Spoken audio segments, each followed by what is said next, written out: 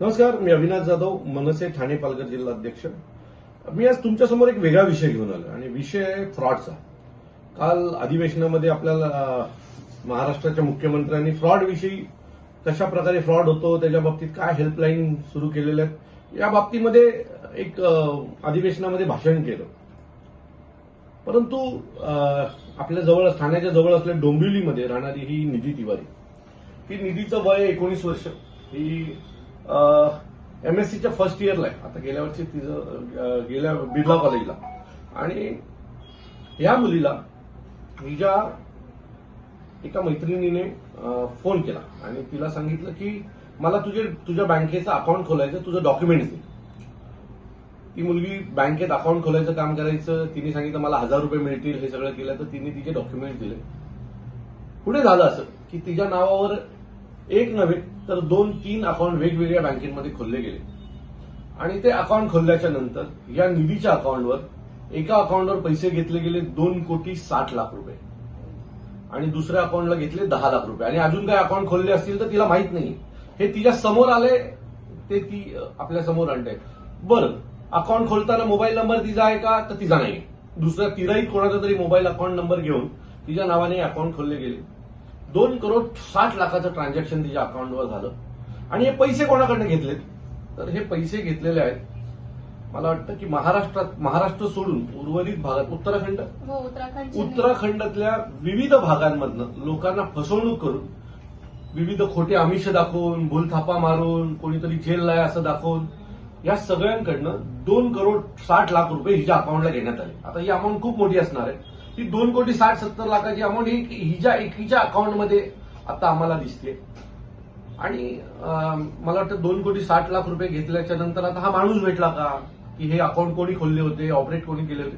तो हो, हा माणूस देखील सापडला. हा उल्हासनगरमधला एक माणूस आहे. आणि ह्या माणसाने हे सगळे जे झोल आहेत ते या माणसाने केलेले आहेत. ही मुलगी पोलीस स्टेशनला गेली.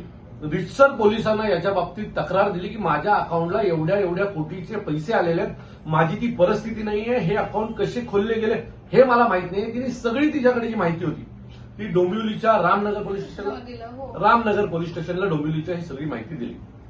आता ही मुलगी तक्रार दिल्याच्या नंतर मागच्या 1 महिना झाला पोलीस स्टेशनला राऊंड मारते. 3 महिने झाले पोलीस स्टेशनला राऊंड मारते. त्या माणसावर कुठल्याच प्रकारची कारवाई होत नाहीये. म्हणजे एक मुलगी तिच्याबरोबर झालेला फ्रॉड हा जर समोर आणत असेल, पोलीस स्टेशनला समोरून जाऊन तक्रार देत असेल, प्रूफ देत असेल, माझ्या अकाउंटला हे एवढे पैसे, तिने स्वतः अनेक बँकांमध्ये जाऊन त्या स्टेटमेंट काढल्या आहेत आणि ते सगळं दिल्याच्या नंतर आता तिला पोलीस सांगतायत ते कंप्लेंटर नाहीये. कंप्लेंटरची गरज आहे. ही मुलगी सांगते माझ्या अकाउंटला खोटे पैसे आलेले आहेत आणि त्याच्यानंतर तुम्हाला जर कंप्लेंटर लागत असेल तर मला असं वाटतं मग कोण येणार आहे पुढे? मग मुख्यमंत्र्यांनी मोठी मोठी भाषणं का करावीत अधिवेशनामध्ये? माझं मत आहे या मुलीला न्याय मिळाला पाहिजे. तिच्या अकाउंटला आता उद्या जर काही कंप्लेंट झाली तर ही जेलला जाणार आहे. त्यावेळेला हे पोलीस तिच्या बाजूला उभे राहणार नाहीयेत. मला वाटतं याची खोलवर तपासणी केली पाहिजे. उत्तराखंडामधल्या ज्या नागरिकाची फसवणूक झाली आहे ना, तो माणूस देखील भारतीय आहे. त्याचाही अधिकार आहे. उलट महाराष्ट्र पोलिसांनी यात पुढाकार घेऊन एक खूप मोठा रॅकेट ओपन केला पाहिजे. म्हणजे आरोपी माहिती आहे का? तर आरोपी माहिती आहे. म्हणजे या मुलीला त्या आरोपीचं नाव माहिती आहे. काय नाव आहे त्याचं? जय शकला नावाचा एक व्यक्ती आहे. त्यांनी हा सगळा फ्रॉड केलाय. त्याला पोलिसांनी बोलवलं देखील पोलीस स्टेशनला. पण त्याच्यावर कुठल्याच प्रकारची एवढ्या मोठ्या फ्रॉड नंतर कारवाई होत नाही, चौकशी होत नाही. खरं तर हा मॅटर सीआयडी वगैरेकडे दिला पाहिजे की एवढे पैसे तुम्ही फ्रॉड करून आणता कसे एका मुलीच्या अकाउंटला 20 वर्षाच्या? अशा कितीतरी मुली असतील, कितीतरी कॉलेजची मुलं असतील ज्यांच्या अकाउंट त्यांच्या नावाने अकाउंट ओपन केले गेले असतील आणि त्यांच्या नावावर एवढ्या मोठ्या प्रमाणात पैसे घेतले गेले असतील. जर पोलीसच हिला मदत करत नसणार तर करायचं काय?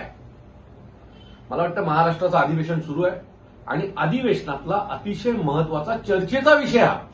मी माझ्या अनेक जे आमदार मित्र आहेत त्यांना देखील आज पत्र पाठवतोय आणि हा विषय चर्चेत घ्यावा अशी मी त्यांना मागणी करतोय. पण मला असं वाटतंय की या विषयात खूप मोठा झालमोल आहे. आता या मुलीबरोबर काय घडलं? ती तुम्हाला सांगेल. माझी चांदनी सिंग म्हणून माझ्या वडीलची एक मुलगी आहे. तिने बँकमध्ये स्वतः येते, आरबीएल बँकमध्ये जॉबला. तिच्या वय 35 आता. तिने मला बोललं होतं बँकेचे टार्गेट आहे म्हणून तू ओपन कर. मी दिलं माझं सगळं डॉक्युमेंट्स. मी स्वतःच गेली होती अकाउंट ओपन करायला आणि तिने मला बोललं त्या बदल्याने टार्गेटचं जे इन्सेंटिव्ह भेटेल ते तुला दिला. 1-1.5 दिलं पण तिने. त्यानंतर मला काहीच माहित नाही कुठून पैसे आले, कुठं सगळं ऍक्सेस पण घेतलं, चेकबुक एटीएम सगळं तिच्याकडे घेतलं, नंबर पण तिचाच होता. मला काही माहितच नाही पैसे कुठून आला. 3 डिसेंबरला मला हे कळलं. मी रामनगर पोलीस स्टेशनमध्ये जाऊन सगळं गोष्ट सांगितलं. 19 डिसेंबरला त्यांना पकडलं 4 वाजता इथे गणेश मंदिरकडे. त्यानंतर त्यांना रात्री 11:30 पर्यंत सोडून दिला आणि आता बोलतोय तू सेफ आहे. पण मी कसं सेफ आहे? त्यांचा जबाब पण उलट घेतलाय. माझ्यासमोर जे त्यांनी मान्य केला होता आणि जे मला जबाब भेटलाय ते दोन्ही खूप वेगळं आहे. मला असं वाटतं की ह्या प्रकरणाची नीट चौकशी झाली पाहिजे. हा प्रकरण दिसतो तेवढा छोटा नाहीये. ह्यात अशा अनेक कॉलेजची मुलं मुली आज ही समोर यायची हिनी डेअरिंग केली आहे. असे अनेक मुलं मुली असतील की जे जाऊ दे ना बघू नंतर काय होईल. तुम्हाला आणखी एक गोष्ट सांगतो. माझ्या मनसेच्या ठाण्याच्या कार्यालयामध्ये रोज एक महिला येते. तिचा नवरा मागच्या 4 महिन्यापासून जेलला आहे. आता त्या माणसाची चुकी काय तुम्हाला सांगतो. त्या माणसाने त्याच्या एका मित्राला आधार कार्ड पॅन कार्ड दिला आणि त्या माणसाने त्याच्या नावावर 4 फ्रॉड कंपन्या खोलल्या. 4 फ्रॉड कंपनीमध्ये जीएसटीचे 27 करोड रुपये त्याच्या नावावर बाकी आहेत असं दाखवलं. ज्याला राहायचं घर नाहीये अशा व्यक्तीवर 27 करोड रुपयाची जीएसटीचं देणं बाकी आहे असं दाखवलं.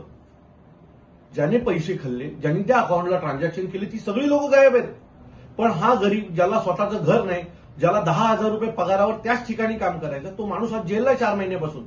उद्या या मुलीबरोबर पण तेच होईल, अनेक मुलांबरोबर तेच होईल. माझी महाराष्ट्राच्या मुख्यमंत्र्यांना विनंती आहे की या प्रकरणाची चौकशी झाली पाहिजे. ज्या अधिकाऱ्यांनी यात निष्काळजीपणा केला, यात व्यवहारही झाले, तुम्ही ज्या अधिकाऱ्यांनी यात निष्काळजीपणा केलेला आहे त्या सर्व अधिकाऱ्यांना तात्काळ सस्पेंड केला गेला पाहिजे अशी आमची मागणी आहे. नाही तर या मुलीला घेऊन मी उपोषणाला बसीन, एवढं नक्की. धन्यवाद. हा, तुमचं नाव काय? माझं नाव निधी तिवारी.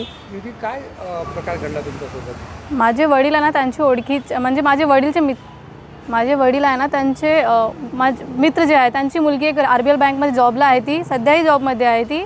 तिने मला बोललं होतं बँकेचं टार्गेट आहे, तू मला अकाउंट ओपन करून देतील तर मी जे मला इन्सेंटिव्ह मिळालं ना 1-1.5 रुपये मी तुला देणार. तिने माझ्याकडून अकाउंट ओपन करून घेतलं. त्याचं जे काय ॲक्सेस होतं त्यांची स्वतःकडे ठेवलं. ते समोरच्या व्यक्तीला कोणाला देऊन टाकलं. त्यांनी काय ऑपरेट केलं त्यामध्ये मला काहीच माहीत नाही. त्याच्यामध्ये 2 कोटीचं ट्रान्झॅक्शन झालं आहे. म्हणजे जे काही ट्रान्झॅक्शन झालं आहे त्याबद्दल मला काही माहीत नाही. गेल्या 3 महिन्यापासून मी पोलीस स्टेशनमध्ये फिरते. मी पोलिसांना इन्फॉर्म पण केलं, सगळं गोष्ट सांगितलं. त्यांना पकडलं पण 19 तारीखला आणि रात्री 11:30 पर्यंत सोडून दिलं. ती मुलगी काय करते? पैसे कसे आले काय माहिती आहे तुम्हाला? ती जॉबला आहे बँकामध्ये. ती काय ते पैसे कशाचे आहे संदर्भात ते मला काहीच माहीत नाही. अजूनपर्यंत मला माहीत नाही ते कुठले पैसे आले आहे, कोण बोलतात सत्तेचे आहे, कोण बोलतात गेमिंगचे आहे, मला काहीच माहीत नाही त्याबद्दल. पोलिसांना या संदर्भात माहिती दिली? सगळं मागणी आता मला न्याय मिळाला पाहिजे. माझ्यासारखं अजून किती स्टुडंट असणार ते फसले असेल या सगळ्यामध्ये. अजून पुढे होऊ नये म्हणून माझा विनंती आहे की यांच्यावर कारवाई करायलाच पाहिजे. तुम्ही अविनाश जाधवशी भेट घेतली? हो, आता मी 5 फरवरीला त्यांना भेटलं तेव्हापासून मला दादा खूप सपोर्ट करतात की आम्ही पाठीशी आहोत, जे काय होणार आम्ही आहोत. आता तुम्ही फक्त एकच मागणी की जी काय कारवाई झाली पाहिजे? कारवाई त्यांच्यावर व्हायलाच पाहिजे. गेल्या 3 महिन्यापासून मी कॉलेज नाही गेली, दररोज पोलीस स्टेशनमध्ये फिरते. पोलीस मला एकच तुझी काय नुकसान झाली ते विचार, तुझा 1 रुपया पण गेला आहे का, ते असं मला म्हणतात. तुमची काय शक्यता आहे? तुम्हाला काय वाटतं पैसे कसे पैसे असणार? मला वाटतंय की फसून कोणाशी घेतलंय, फ्रॉडचे पैसे ते. आता मला असं कळलंय.